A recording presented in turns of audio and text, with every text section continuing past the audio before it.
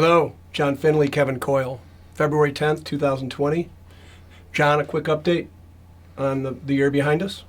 2019, good year in U.S. stocks, up 31% on the S&P 500. Most of that, of course, being driven by large cap growth companies. That, of course, is coming off of a pretty bad fourth quarter of 2018 where stocks were down almost 20%. So if you take that into consideration, still a good year, but valuations are getting up there, and not sure that corporate profits are able to sustain that kind of level for some of these stocks. Well, if you look at most of the prognosticators this time of year when all their forecasts come out, and they look at where interest rates are, where earnings are, where price multiples are, and they give you their expectations of the 10-year forecast. So those are looking to be lower than what you would expect.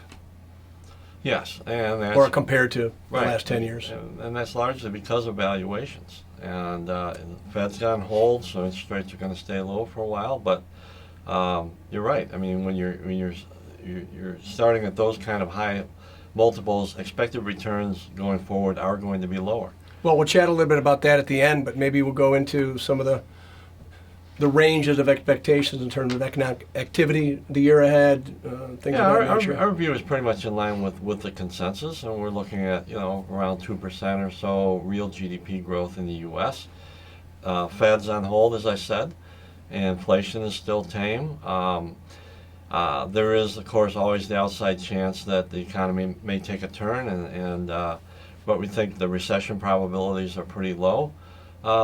Likewise, I think there's an even smaller chance the economy could grow at a much faster clip. I don't see that happening, but you never know. So when you look at the expectations and they're lower than, say, if you look over the long-term history of expected returns from stocks, and that's been from the big run we've had over the last 10 years. So it's not just going to be a single-digit straight line. You would expect some volatility over the next 10 years, which is normally what you expect when you have peaks and troughs in economic growth, et cetera. So when you're making your marginal decision-making in terms of your overall portfolio structure, just some final thoughts.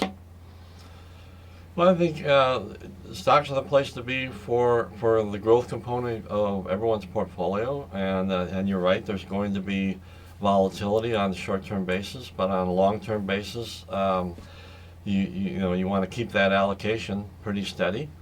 And there may be some opportunity here with, as I said, growth stocks being valued the way they are, that we may see that rotation, that long-awaited rotation out of growth into value, because there's many companies that are not trading at high multiples. So that could be an opportunity for some people to shift out of the growth component into the value side. So with that being said, we have maybe a month or so left with this winter. We're looking forward to spring. Until next time, enjoy.